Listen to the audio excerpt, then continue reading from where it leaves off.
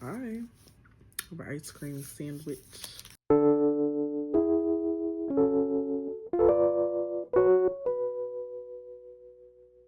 What is the definition of a loser? A loser is generally defined as a person or team. No. Merriam-Webster says a loser is a person or thing that loses especially consistently. And the second definition is a person who is incompetent or unable to succeed. And I want to talk about being a loser for a second. I think it's okay to be a loser every now and then. And I say that in my defense, right? Because I've posted like pretty vulnerable videos that like just kind of like venting my frustrations about life and things I'm experiencing, and also just speaking about like observations and really just my life and what I've come across or patterns I'm seeing in my life.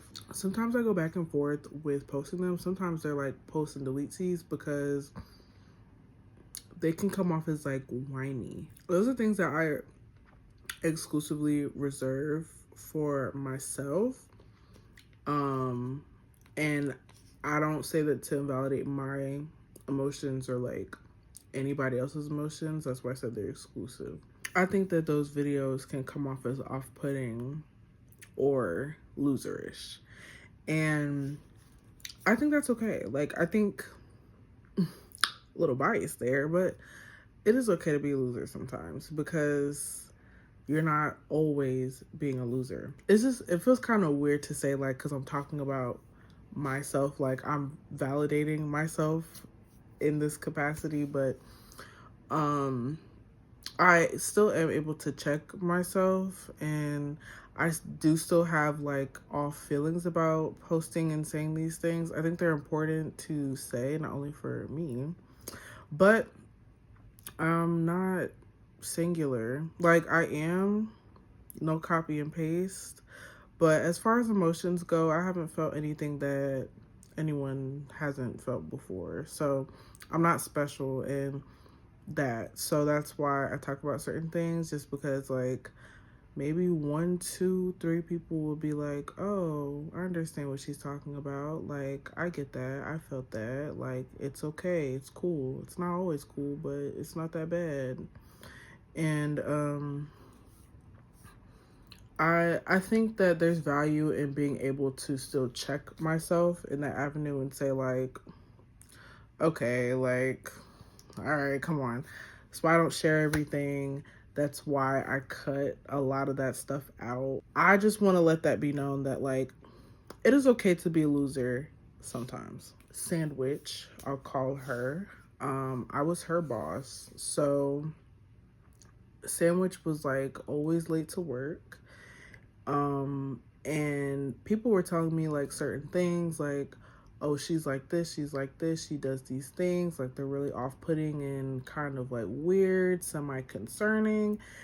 And instead of like feeding into it, I was like, let me actually talk to her. So me and her actually built some sort of like rapport, but not too close because I'm her boss, right? But what she did was she snitched on herself. She got a little bit too comfortable, but at the same time, I don't think she realized like it's not snitching on yourself if that's how you are. So she had told me that she was so late to work that her boss, her other boss, came to her and was like, so you are like 40 minutes late casually, and because of that, so and so had to make up your time and stay those extra 40 minutes. And that is not okay. And Sandwich was like, it's not my fault. Like, what else was, I mean, like, what else was I supposed to do? Like, I was late. What else are you going to do? Like, if that's how it has to be, that's how it has to be. And I'm hearing that as a boss. I'm like, now I'm not a big boss or nothing, but I'm just like, oh, like, that's how you move? Like, you really do not care. And So then I was like, okay, I don't really want to talk to you no more. And so Sandwich would continue to be late for work. And granted, at this job, we have very slim margins. So it's like kind of how the other scenario was, where if someone's coming in, that means someone's like leaving. Almost never like a 30-minute overlap, if that sometimes. But this girl called, say at like 5:55. I was supposed to leave at 6 o'clock, and says, "Oh, I'm gonna be like 30, 40 minutes late. I don't know."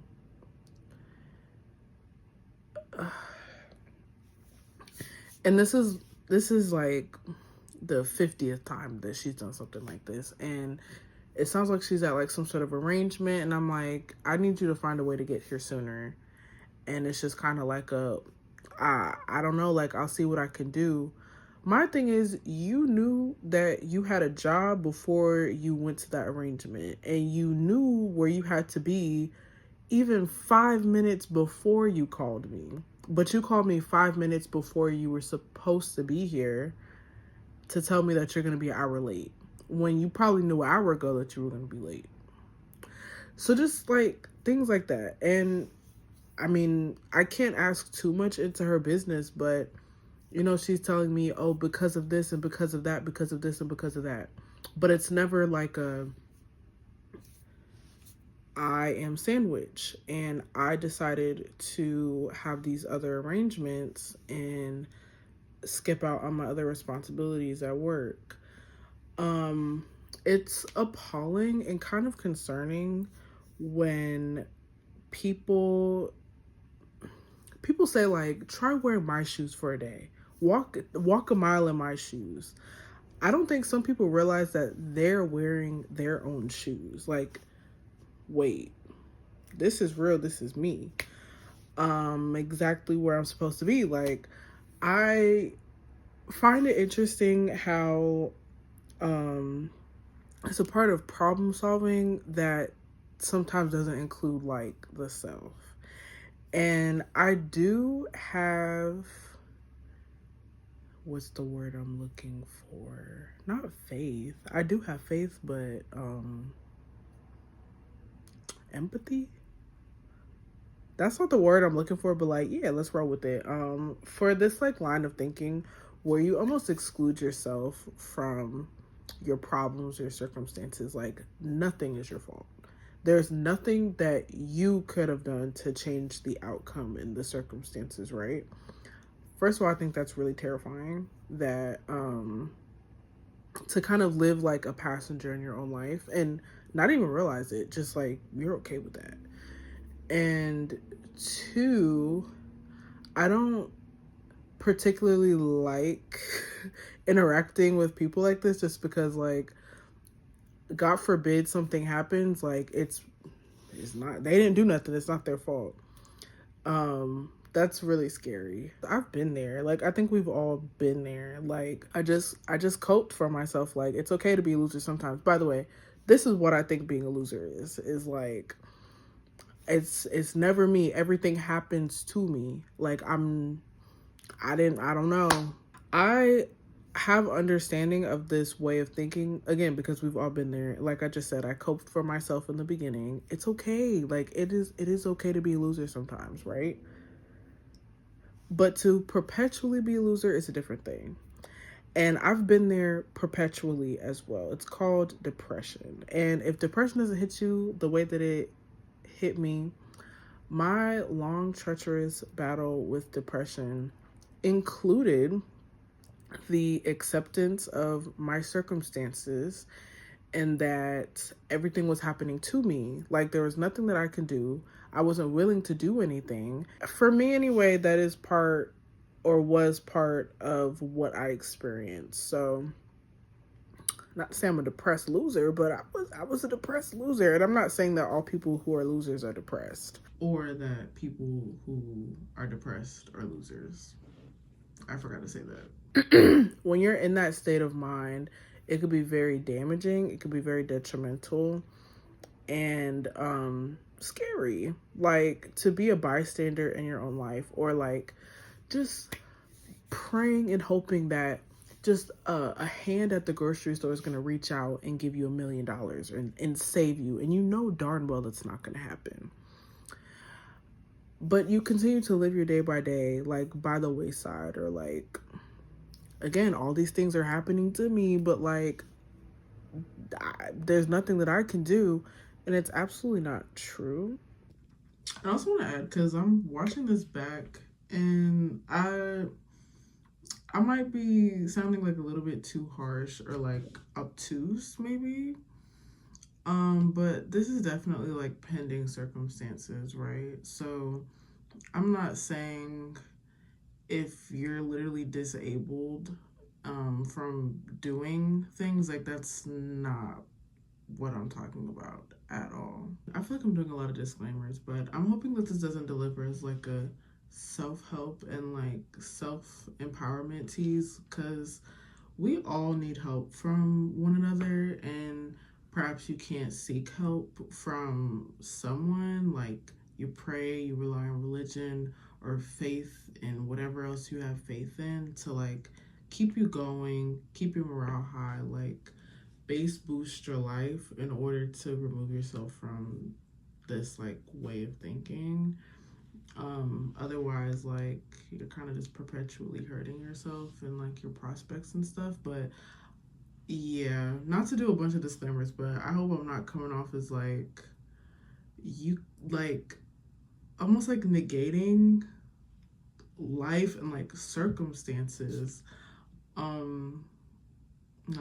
I'm kind of in that boat right now of just kind of like self-reflection with not only that time in my life, but just in general. And like, I'm seeing these patterns and I'm just been like, oh, I've been there. Grace, giving you grace. I have grace. That's the word I'm looking for. I have grace for it. But at the end of the day, I think that a light needs to switch in order for you to go on about your business, like get your shit together, because you can't be like fruitful and ever happy, in my opinion, like living like that. I've met people that are like old, and I mean, they were double my age when I was like 16, 17. So they're not literally old, but that's how they lived. Like, they were miserable every single day. And I don't want to be miserable when I'm in my 30s. What? My 30s is supposed to be, I'm not going to say it, but like, my 30s is going to be fantastic.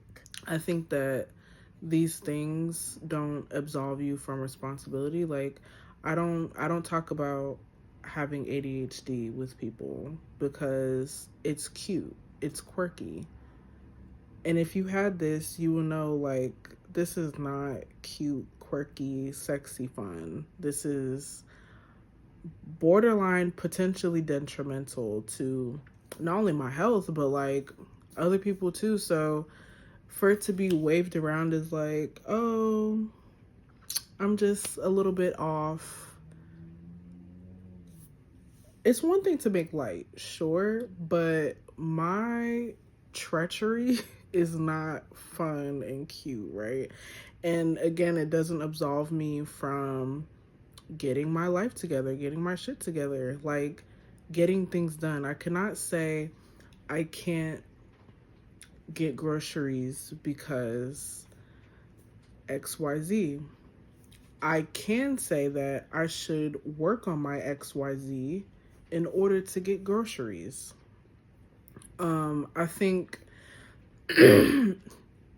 kind of taking your own charge for yourself is so valuable, and it's actually pretty hard to come by, is what I'm noticing. What was my role in this play? Was I in act 1 or act 2? Like, what were my lines? If you can't, recite instances with you being there, it may be temporary. Like, if you're going through it, It's okay. You have an instance of like someone treating you like crap. Um, your ankle's broke. Your car's in the shop. You need new glasses. Like, it's temporary. And it's okay. It's okay. It's gonna be okay. You'll lose it right now, and that's fine. It suck.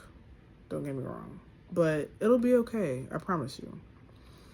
But like, if your ankle is always broken, if your car is always in the shop, if I forgot everything else I said, like if it's just always something, could you have gotten an oil change or two? Could you have maybe played safer so your ankle wouldn't have broke instead of being so aggressive? If you're in like a depressive state with it though, honestly, I think acceptance with it and being a loser, you just gotta sit with it for a little bit until you're just like, wait, hold up. Maybe there is something that I can do with these shitty circumstances. I think that's really hard to come to when you're feeling like that, but it'll come eventually. So I just wanted to talk about being a loser. And yeah, I think I'm done talking. So I hope you have a blessed rest of your day. It's raining. Those spring showers are coming through strong. It's about to storm actually for like the next couple days. Yeah, so that's fun. Yeah, hope you have a blessed rest of your day, night, evening, whatever, what have you. If you like the video, like the video. If you like me, subscribe. If you don't kick rocks, I don't know what that noise was. I'm done talking. You're to watch me talk, and you'll see me when you see me.